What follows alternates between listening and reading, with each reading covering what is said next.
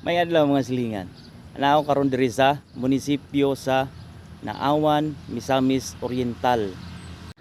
Patsada kay ang munisipyo na diri nga bag-o diri sa Naawan, pero isagid ang nakadani sa akong atensyon mao ang kung makita ninyo ning nasa akong likod. Mao ni gid ang usa sa nakapaintriga sa ako akong gituyog ang munisipyo no, pati sa likod daghan kay lantanom. Siguro gatos kapi na siya. Isa ni siya sa mga top native trees nga the best pang landscape no. Ang tawag ani mo name balitbitan.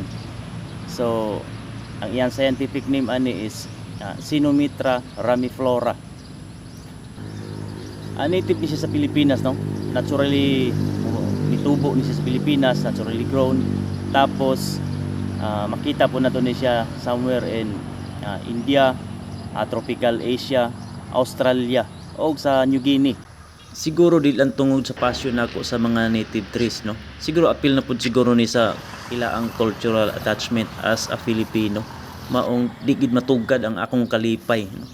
Sa dihang nakita nako nga mao ni ang ilang gitanom diri sa atbang sa munisipyo sa likod. Lahi gid ako excitement pagkakita nako nga mao di ilang main landscape diri sa munisipyo sa Naawan ang kaning balitbitan.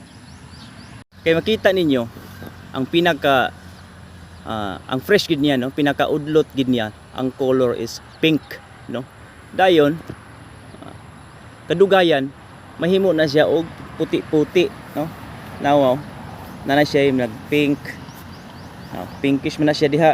Dayon muputi siya hangtod nga mo end up siya og mag-mature siya, magka yellowish siya nga dahon no.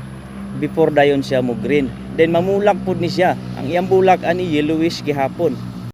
Just imagine, few years from now, utang talag mga 5 years from now, ug unsa naka nindot tan-awon ning mga kahuya diri sa atubangan, kilid, paingon sa likod, kana sila tanan ug mohingkod na sila.